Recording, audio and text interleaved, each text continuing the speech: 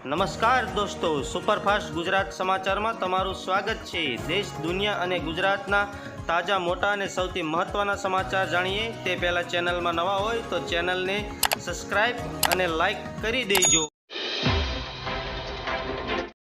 નમસ્કાર મિત્રો, ડુંગળીને નિકાસબંધીને કારણે ખેડૂતોને ભાવ ન મળતા ખેડૂતો ચિંતામાં મુકાયા છે, તો બીજી તરફ માર્કેટિંગ યાર્ડમાં ડુંગળીના ભાવ મુદ્દે ખેડૂતોએ વિરોધ પ્રદર્શન કર્યું હતું તેમજ આત્મવિલોપન ચીમકી પર ઉચ્ચારી હતી।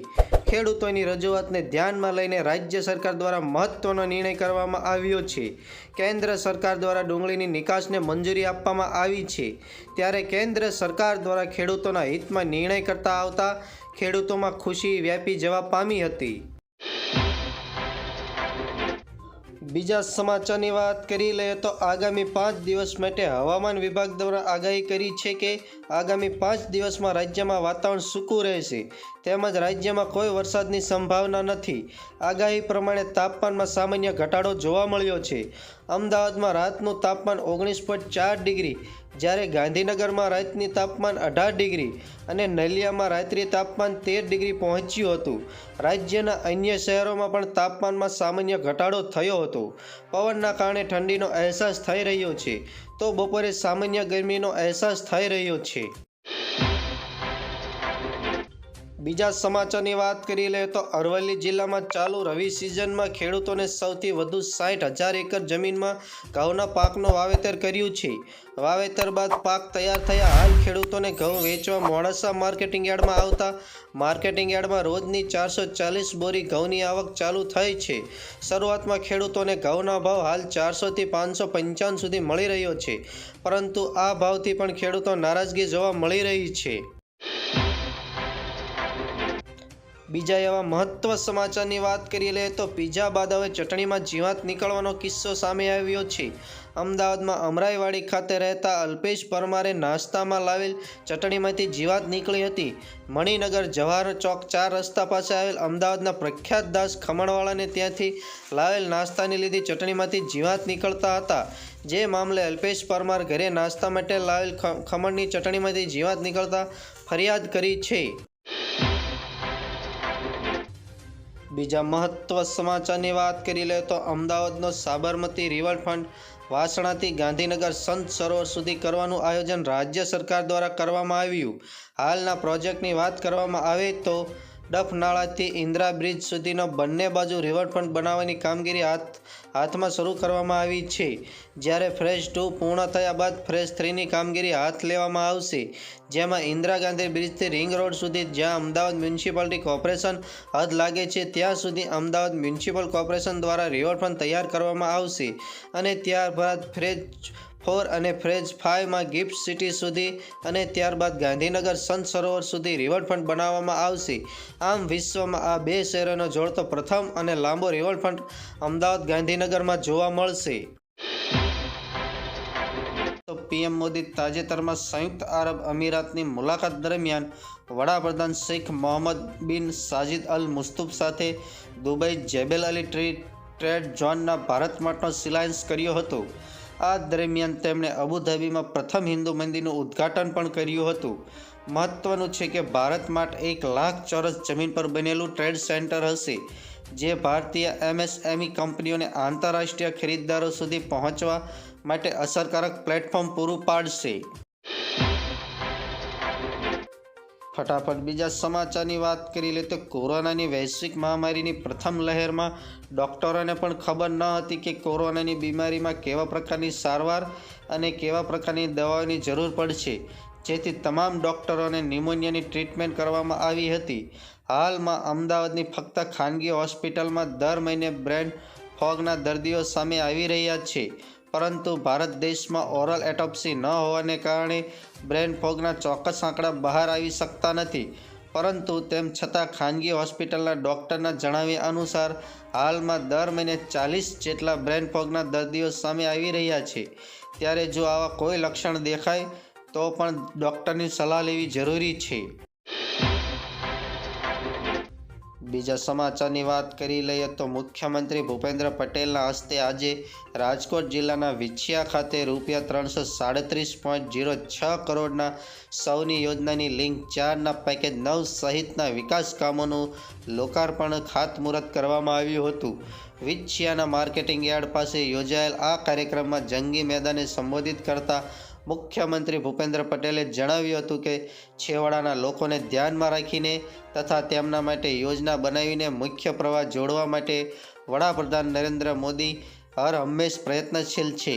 અમૃતકાળમાં દેશને વિકસિત બનાવવા માટે વડાપ્રધાન નરેન્દ્ર મોદીએ વિકાસ માટે મુખ્ય 4 જાતિઓ જેમ કે ગરીબ, યુવા, અન્નદાતા અને નારી શક્તિ નક્કી કરી છે. ગુજરાતના બજેટમાં પણ આ 4 જાતિઓના સર્વાંગી વિકાસ માટે અગ્રતા આપવામાં આવી છે.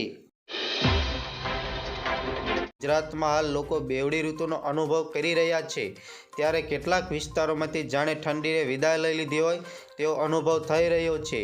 ત્યારે હવામાન વિભાગ દ્વારા આગામી 48 કલાકમાં રાજ્યભરમાં લઘુત્તમ તાપમાનમાં વધારો થઈ શકે છે.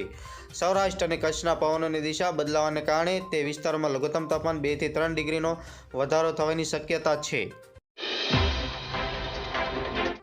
બીજા સમાચારની વાત કરી લઈએ તો ભારતીય રિઝર્વ બેંકે પેટીએમમાં મોટી રાહત આપતા 15 દિવસની છૂટ આપી છે.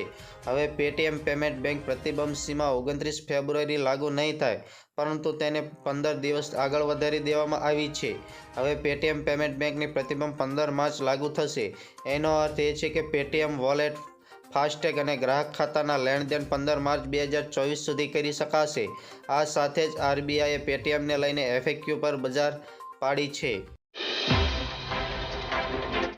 બીજા મહત્વ સમાચારની વાત કરી લઈએ તો મુખ્યમંત્રી ભૂપેન્દ્ર પટેલે આજે શુક્રવારે તારીખ 16મી ફેબ્રુઆરીએ રાજકોટ જિલ્લાના વિછિયા ખાતેથી સૌરાષ્ટ્ર અવતરણ ઇરિગેશન યોજનાની લિંક 4ના પેકેજ 9ના ₹181 કરોડના ખાતાનું ખાતમુહૂર્ત કર્યું છે. વડાપ્રધાન નરેન્દ્ર મોદીભાઈએ ગુજરાતની જીવાદોરી સમાન નર્મદા યોજના સરદાર સરોવર ડેમમાંથી ચોમાસા દરમિયાન ઓવરફ્લો થઈને નદીના નીણક વહી જતા વધારાના નીરને સૌરાષ્ટ્ર વિસ્તારમાં પહોંચાડવા રાજ્યના મુખ્યમંત્રી તરીકે આ બહુહેતુક સૌની યોજના શરૂ કરાવેલ છે. બીજા મહત્વ સમાચારની વાત કરી લઈએ તો સીબીએસઈ ધોરણ 10 અને 12ની બોર્ડની પરીક્ષા 15 ફેબ્રુઆરીએ શરૂ થઈ રહી છે. વિદ્યાર્થીઓ માટે આ કસોટીનો સમય છે. પરીક્ષા દરમિયાન દિલ્હીથી અલગ અલગ સરહદોના ખેડૂતો એમએસપી લઈને આંદોલન કરી રહ્યા છે. ખેડૂતોના આંદોલનને કારણે સોશિયલ મીડિયા પર એક નોટિસ વાયરલ થઈ રહી છે, જેમાં કહેવામાં આવ્યું છે કે એસબીએસઈની બોર્ડની પરીક્ષામાં કારણે સ્થગિત કરવામાં આવશે. હવે એસબીઆઈ વાયરલ થયેલી નોટિસ લઈને વિદ્યાર્થીઓને ચેતવણી આપી છે. આ વર્ષે ધોરણ 10 અને 12ની બોર્ડની પરીક્ષાનું પરિણામ વહેલા જાહેર કરવામાં આવશે. વાત જાણે એમ છે કે ચાલુ વર્ષે પેપર મૂલ્યાંકનમાં અનેક ફેરફારના લીધે પરિણામ વહેલા જાહેર કરવામાં આવશે. માર્ચ 2024ની પરીક્ષાનું પરિણામ એપ્રિલના બીજા અથવા ત્રીજા અઠવાડિયામાં જાહેર કરવાની બોર્ડની તૈયારીઓ ચાલી રહી છે. ફટાફટ બીજા સમાચારની વાત કરી લે તો રાજ્ય સરકાર દ્વારા દિવ્યાંગ બાળકોના શિક્ષણ માટે 3000 સ્પેશિયલ એજ્યુકેટરની ભરતી કરાશે, જેમાં ધોરણ 1 થી 5માં 1861 અને ધોરણ 6 થી 8માં 1139 સ્પેશિયલ એજ્યુકેટેડ ભરતી થશે. આજે 15 ફેબ્રુઆરીના રોજ સત્તાવાર જાહેરાત થશે, જેની અરજી 19 ફેબ્રુઆરીથી 28 ફેબ્રુઆરી દરમિયાન ઓનલાઈન કરી શકશે. ફટાફટ બીજા સમાચારની વાત કરી લઈએ તો ગૌણ સેવા પસંદગી મંડળ દ્વારા નવી ભરતી અંગે જાહેરાત કરવામાં આવી છે. વિગતો મુજબ આ ભરતીમાં 266 જગ્યાઓ પર પેટા હિસાબનીશ, પેટા તિજોરી અધિકારીની ભરતી જાહેરાત કરવામાં આવી છે. પેટા હિસાબનીશની 116 જગ્યા અને પેટા તિજોરી અધિકારીની 150 જગ્યાઓ ભરતી કરાશે અને આજથી 1 માર્ચ સુધી વેબસાઇટ પર ઓનલાઈન ફોર્મ ભરી શકાશે. બીજા મહત્વ સમાચારની વાત કરી લે તો અમદાવાદ મ્યુનિસિપલ કોર્પોરેશન દ્વારા ચાલુ વર્ષે પ્રોપર્ટી ટેક્સમાં વ્યાજમાં માફીની મહત્વની જાહેરાત કરવામાં આવી છે, જેમાં રહેણાંક મિલકત 75%, જ્યારે કોમર્શિયલ મિલકતમાં 60% વ્યાજ માફીની જાહેરાત કરવામાં આવી છે. આ સ્કીમ આવતીકાલથી એટલે કે 15 ફેબ્રુઆરી 2024થી 31 માર્ચ 2024 સુધી જ આ સ્કીમ લાગુ પડશે. તેમજ જે પ્રોપર્ટી ટેક્સ ભરશે તેટલી જ તેમને રાહત આપવામાં આવશે. ગુજરાતમાં ધીરે ધીરે તાપમાનનો પારો વધી રહ્યો છે ત્યારે લોકોને બેવડી ઋતુનો અનુભવ કરી રહ્યા છે. લોકો સવારે ઠંડી તેમજ બપોરે ગરમીનો અનુભવ કરી રહ્યા છે ત્યારે આ બાબતે હવામાન વિભાગે જણાવ્યું હતું કે દક્ષિણ ગુજરાત તરફથી સર્જાયેલા સર્ક્યુલેશન ડિસ્ટર્બન્સને કારણે આ વાતાવરણ સર્જાયું છે. સર્ક્યુલેશનના કારણે વાતાવરણમાં ભેજનું પ્રમાણ વધતા આગામી 5 દિવસ સુધી વાદળછાયું તેમજ ધુમ્મસવાળું વાતાવરણ રહેવાની શક્યતા છે.